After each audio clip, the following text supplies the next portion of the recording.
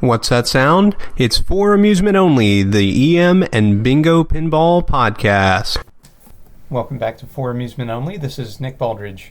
A lot going on as usual. My sciatica has actually stopped being as big of a problem, which is awesome. So while I've been feeling better, I've been really trying to run through as many of the animation routines as possible for the bingos.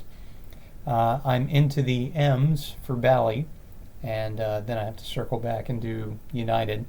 But I'm working on Magic Ring at the moment, and there are quite a few games in the M's, and I only have about 30 some left for Bally.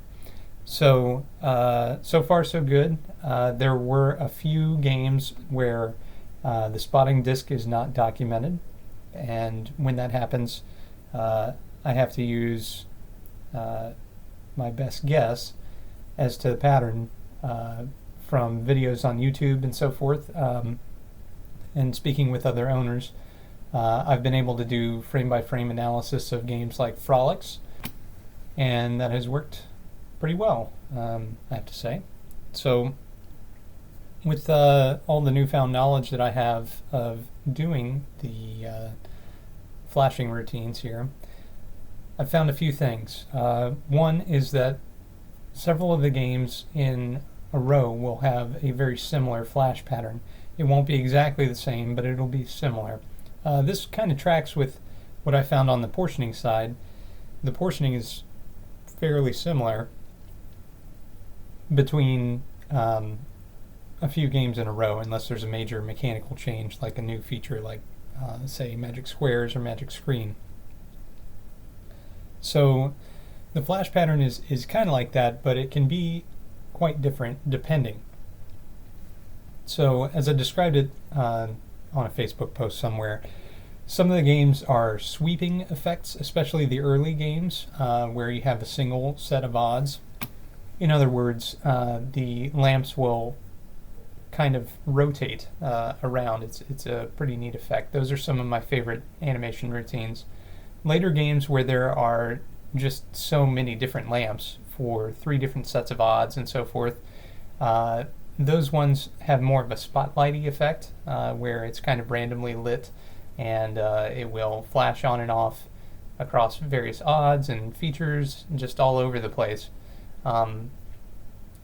Those ones are pretty interesting, but what makes the whole exercise pretty interesting is that the game has no life before I start on this process. It's very flat, even though the gameplay is correct.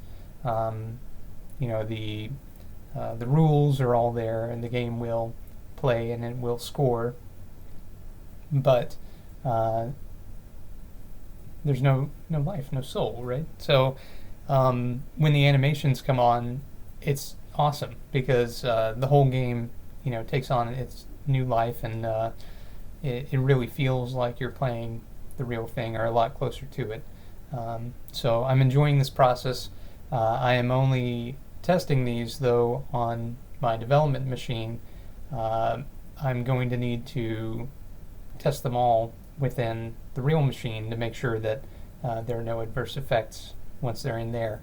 One thing I have noticed is, because of these animations, I have had to change a little bit of the rules. The way that I was handling animation previously for the initial coin was I was kind of brute forcing it, meaning it detected if there were no odds, and it would do a certain set of things. In that instance, one of them being to flash a couple of lights while it was stepping up the odds that first step.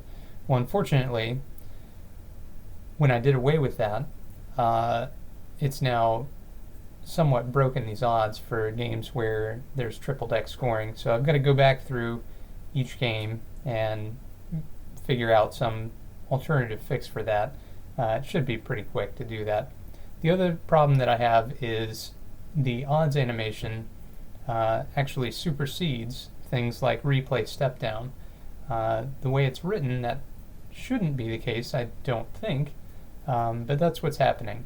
So the way that I have it programmed, everything goes into a queue, and the queue should process in order that things are put into the queue based on timings. That's just kind of how the framework does its thing.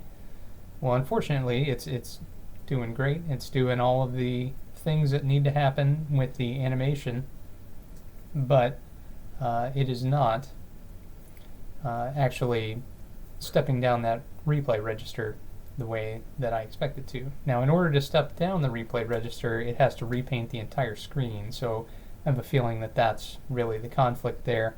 I'm going to see if I can just repaint the register area, which would certainly be an awful lot quicker. But the problem with that is the timing involved. So we'll see if that works. I'll figure out some kind of solution for that. Aside from that, I have bugs which are filed for certain different games. Like at York, I noticed again that Ballerina was crashing. I've noticed that problem before, but it's not something that's easy to replicate. I can play a dozen games and it'll be fine, and then that 13th game or 14th game, it'll decide to crash. So it's just figuring out exactly what the problem is tricky, and it has something to do with the feature on that particular game, the 1 to 7, 7 to 1. But again, just working my way through it. So I'm going to come up with a library, most likely, that'll handle the initial odd step, initial coining for games with pick-a-play and triple deck scoring, and that should resolve the issue with initial step on the odds. Aside from that, really it's going to be a lot of play testing, and I have somewhere in the neighborhood of 50 games left to program this coin flash for. That is going to be a lot of testing. And we have a show coming up here, the Allentown Pinfest. Pinfest is not a show that I go to frequently. I've actually only been to one. I'd like to go this year if I can. Work and home life are conspiring to make that not happen, but I'm going to see if I can do it at least for a day.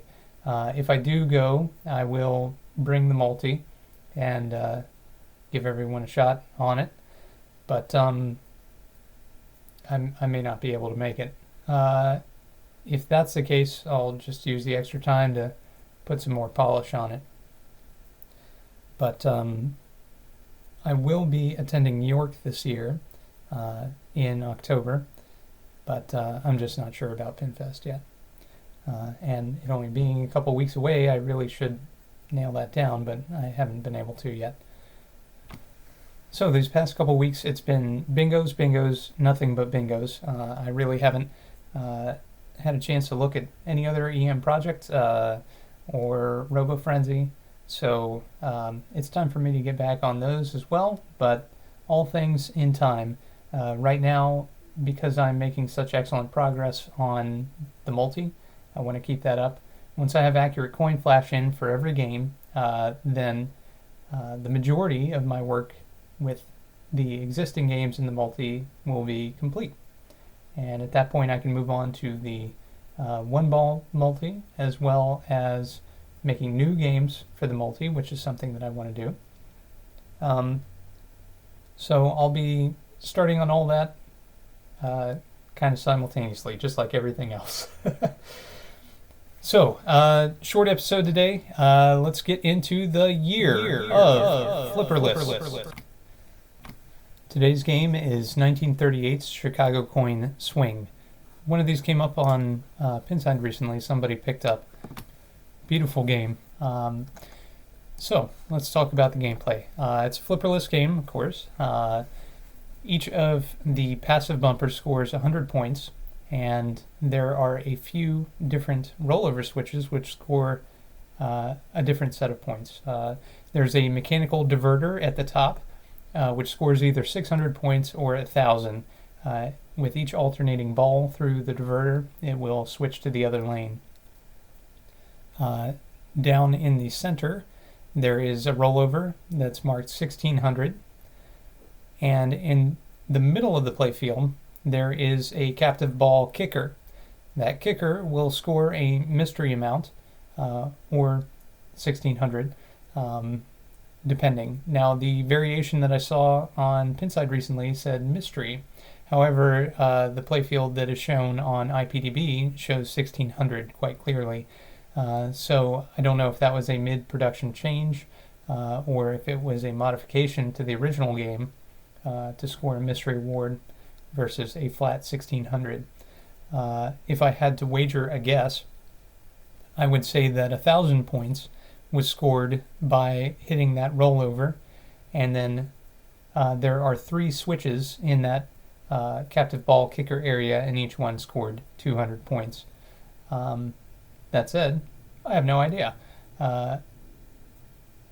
There are certainly many different ways to accomplish a mystery score, and I'm not certain which they used here, but that's a cool feature, that captive ball, because the kicker provides some extra animation while you're playing. Pretty neat feature, especially given the time. Further down, there's another mechanical diverter, again 600 or 1,000 points, and there are rollovers on the outsides which score 1,000 points. Each of the passive bumpers scores 100, I think I mentioned that, and a pretty neat diamond pattern for the bumper layout. I think this game looks really neat. That captive ball kicker feature is pretty killer. Would love to see one of these in action. Hopefully the gentleman on Pinside who picked that up will be filming that when it is rolling. So let's talk about the artwork. The artwork is women in various poses. The back glass has several women dancing in the forest glade with the word swing above them. In the trees, there are the 100-point values, and down below are the 1,000-point values. On the playfield, there are women competing in a variety of sports. There's a tennis player, baseball, a golfer, a cyclist, and the women from the meadow are shown again on the bottom of the playfield. Beautiful game. Again, would love to see one in action. Well, that's all for tonight. Thank you very much for joining me. My name again is Nick Baldridge. You can reach me at foramusementonlypodcast@gmail.com, or you can call me on the Bingos line. That's 724-BINGOS1, 724-246-4671. You can listen to me on iTunes, Stitcher, Pocket Casts, Google Play Music, on Twitter at Bingo Podcast. You can follow me on Instagram, also at Bingo Podcast, or you can listen to me on my website, which is foramusementonly.libsyn.com. Thank you very much for listening, and I'll talk to you next time.